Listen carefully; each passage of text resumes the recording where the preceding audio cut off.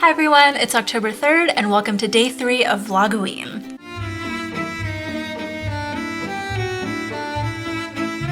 I'm just finishing the day now. I'm in my barren office. There's not much here yet because I haven't had time to put up a ton of stuff. I do have the student work that still makes me giggle and nice notes that I like to just keep around me. So it's still coming together. I still need to figure out what to put back here. I just got a flu shot. I can't actually remember the last time that I got a flu shot. Mostly the reason I never got them was because it was never convenient.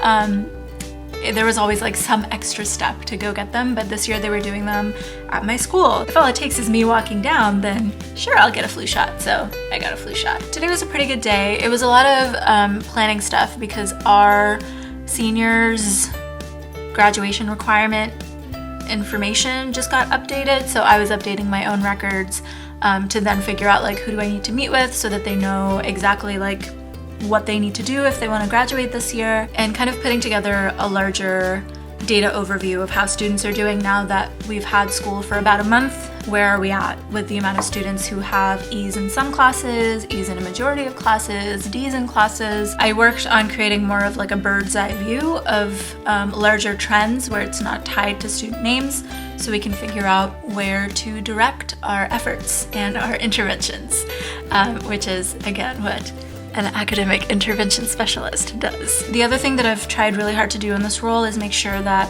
people are not slipping through the cracks. It's just a good ethical thing to do. In my experience, a lot of support that students received came after a teacher recommended them. That's great, but I know that I didn't recommend every single student that probably needed interventions because there's certain information that I just don't have access to. But now that I am in this zoomed out role, I do have access to that data, and I have access to a lot of risk factors, so I can kind of look at how does the intensity of need shift across various student groups. I don't know if this is very interesting for you, but I am not one who is fond of Microsoft Excel. The bulk of the work that I try to do is not input data into systems, but by teaching I have discovered that it does have value and it does have a place as long as you're using it intentionally and it's not just looking at numbers for the sake of looking at numbers. I start with a larger question that I'm trying to answer, and then I use data to help make sure that my conclusions are based in reality and not my feelings or my impressions or hearsay or other people's hearsay and other people's feelings. I think misconception that people have when it comes to using data in school is that it's only quantitative and that there's no way to measure the qualitative things that you would want to, but I have seen it and done it.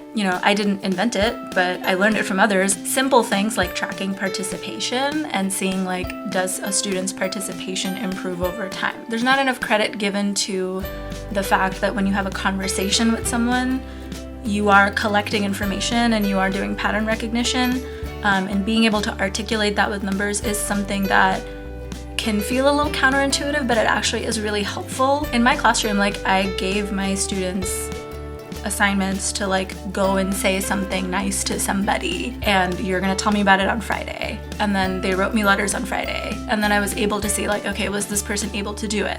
If they weren't able to, what made it hard?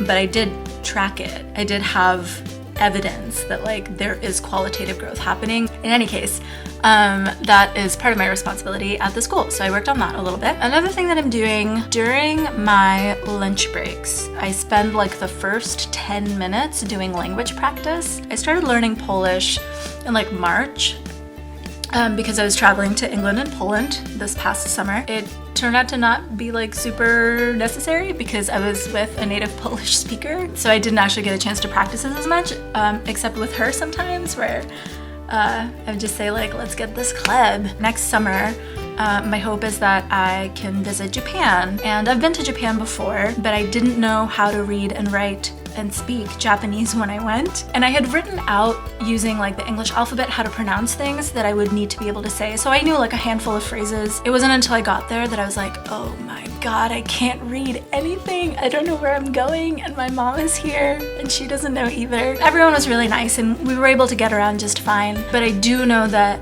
we would not have been fine if we went to any of the smaller towns. I would like that to be different this time around. I also feel like it's partly just like a respect thing. Even if it's something that I'm learning for this year and then I slowly start to forget it afterwards, like that's okay, because I think that my experience as a traveler will be better if I'm able to understand in some way what is around me. One of my coworkers who's a special education teacher at my school is Japanese. She's Japanese Korean. She saw me like practicing writing Japanese out. I explained to her kind of the same thing that I explained to you, and she was like, I'll help you. So we have a shared prep period. So every Friday for 30 minutes, she's my Japanese tutor, which is like really, really, really kind of her to do. What I do during the day, like during my lunch breaks, is I do like 5 minutes of practice on Duolingo, which is just the equivalent of like flashcards. I know that Duolingo alone is not going to be enough. I do like my regular Italian practice, which I'm pretty good at now. Like I'm still keeping up my fluency. I would say that I am a emerging Italian speaker. If I had to move to Italy today in a small town where no one knew English, I would be okay. I probably couldn't go to a university and study Italian literature, but I wouldn't die. So I do Italian, then I do Polish, I do a little Hindi practice, and then I do Korean, and then I do Japanese. And it doesn't get like muddled in my head. I'm able to learn them on their own. And yeah, I also do like 1 letter a day. I'm really self-conscious about my handwriting because I feel like it's not good, but I'm still building the muscle memory. Is a really hard one. I'm on O.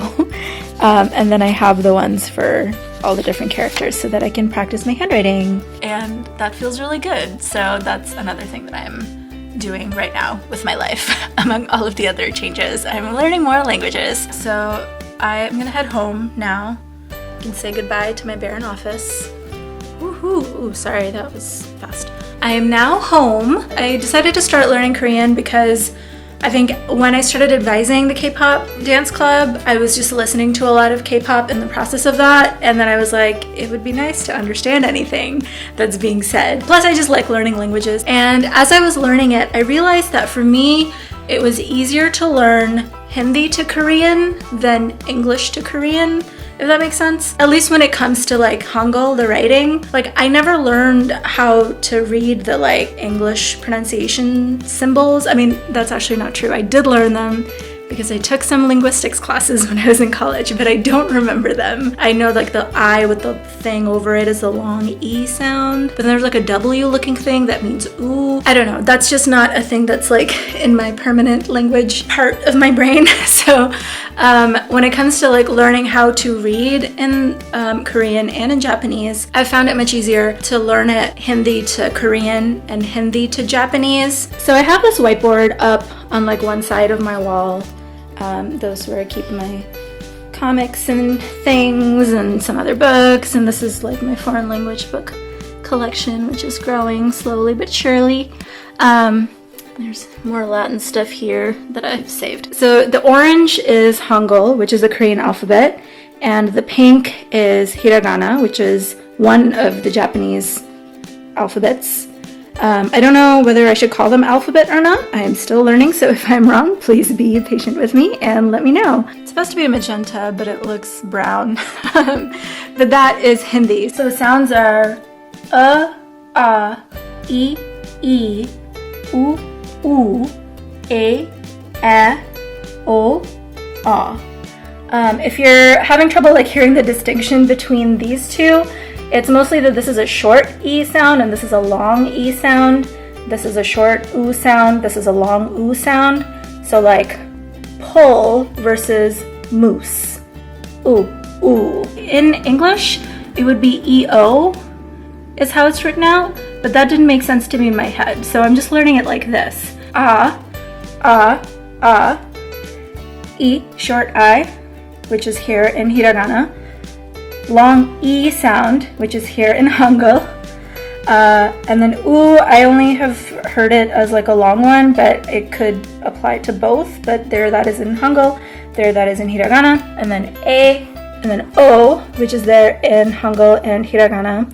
and then ah, which didn't exist to the best of my knowledge in both of those languages. Hindi has a lot of vowel sounds that perhaps Korean and Japanese don't. I am still a beginner, so as I'm learning, maybe I'll find any of these like missing pieces. This sound, right? So this is ah, which exists in English, but it's just spelled A-W or O-U-G-H, like in bot, brawl, aw, that exists, but I wasn't able to find it in these other languages so far anyway. But yeah, so that's where I'm at. I'm learning my vowels, learning like very simple phrases, and I'm very, very grateful that I learned Hindi when I was a child and I still remember it and I know how to read and write and talk in Hindi because it's making learning these other phonetic languages. I mean, every language is phonetic, but I don't know how to explain what I'm trying to say. It makes more sense in my head, and I think I'm better at pronouncing the words correctly because I'm pronouncing them as a Hindi speaker speaking in Korean and a Hindi speaker speaking in Japanese instead of an English speaker speaking in those languages. I obviously still have an accent, but I think it's a less pronounced, or it's a less drastic of a shift in pronunciation because of that, which is cool, which is interesting. So I hope you all had a great day. Thank you for watching, and I'll see you tomorrow. Bye.